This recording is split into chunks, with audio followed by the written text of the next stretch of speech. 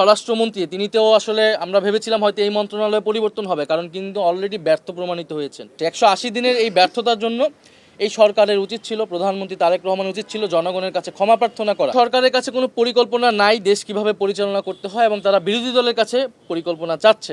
বিদ্যুৎ পাওয়া যাচ্ছে না, ইভেন ঢাকাতেও লোডশেডিং হচ্ছে, এবং লোডশেডিং দেশের ইতিহাসে সর্বোচ্চ পর্যায়ে পার হয়েছে।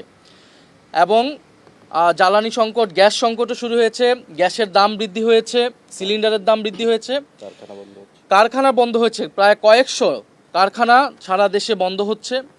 ব্যবসায়ীরা উদ্বেগ প্রকাশ করছে। একদিকে তো চাঁদাবাজির একটা ভোগান্তি তাদের রয়েছে, অন্যদিকে এখন গ্যাস বিদ্যুৎ তারা পাচ্ছে না। অন্যদিকে সার সংকট তৈরি হয়েছে, কৃষকরা সেই সার সংকট ভুগতেছে। এবং এই যখন দেশের সার্বিক পরিস্থিতি আমরা দেখছি, সরকার সেগুলো স্বীকার না করে বরং 180 দিনের একটা সাফল্য মণ্ডিত তারা দেখানোর চেষ্টা করছে যে এটা একেবারেই জনগণের সাথে প্রতারণা। এবং যেই প্রতারণা রাজনীতি আমরা অতীতে আওয়ামী লীগকে করতে দেখেছি, এখন সে একই প্রতারণার রাজনীতি বিএনপি সরকার জনগণের সাথে করছে। 180 দিনের এই ব্যর্থতার জন্য এই সরকারের উচিত ছিল, প্রধানমন্ত্রী তারেক রহমানের উচিত ছিল জনগণের কাছে ক্ষমা প্রার্থনা করা এবং বিরোধী দল সহ জনগণের কাছে সহায়তা কামনা করা। তো সেটা তারা না করে তারা মিথ্যা তথ্য দিচ্ছে, জনগণকে বিভ্রান্ত করছে।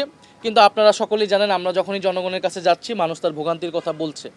এবং এটা শুরুটা হয়েছে গণভোটের গণরায় বাস্তবায়ন না করে সংবিধান সংস্কার পরিষদের শপথ না নেওয়ার মাধ্যমে সরকার এই প্রতারণার কাজ শুরু করেছে।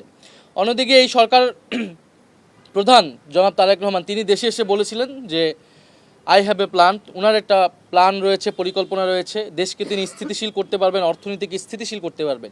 এখন দেখা যাচ্ছে যে পুরা সরকারের 180 দিন আসলে অব্যবস্থাপনা।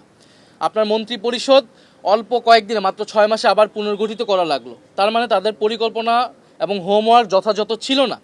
এবং এই মন্ত্রী পরিষদ কিন্তু তাদেরকে আরও পরিবর্তন করতে হবে, কারণ সকল মন্ত্রীরাই, বেশিরভাগ মন্ত্রীরাই কিন্তু ব্যর্থ হবে আসলে তাদের কার্যক্রমে। ফলে এই সরকারের কাছে কোনো পরিকল্পনা নাই দেশ কিভাবে পরিচালনা করতে হয়, এবং তারা বিরোধী দলের কাছে পরিকল্পনা চাচ্ছে। তো বিরোধী দল সরকারের আগেও ইস্তিহার ঘোষণা করেছে, বাজেটে আমরা বিকল্প বাজেট আলাদা আলাদাভাবেও এবং একসাথেও আমরা বলেছি।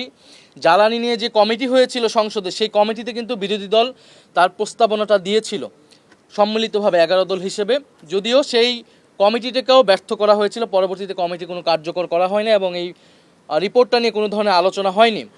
ফলে সরকারের এই অব্যবস্থাপনার কারণে দেশবাসী ভুগছে।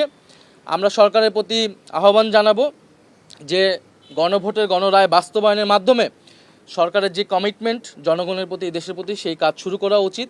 এবং সকলকে নিয়ে ঐক্যবদ্ধভাবে একটা জাতীয় নীতি প্রণয়ন করা উচিত জ্বালানি ইস্যুতে, আইন শৃঙ্খলা ইস্যুতে।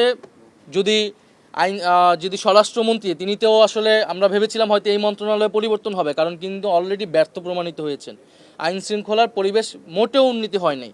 ফলে এই মন্ত্রণালয়গুলো কি করবেন, যেগুলো আসলে ক্রমাগতভাবে ব্যর্থ হচ্ছেন। তো সেগুলো নিয়ে সরকারের মন্ত্রণালয় পুনর্গঠিত করা উচিত। সেক্ষেত্রে বিরোধী দল প্রয়োজনে সরকারকে নীতিগতভাবে সহায়তা করবে।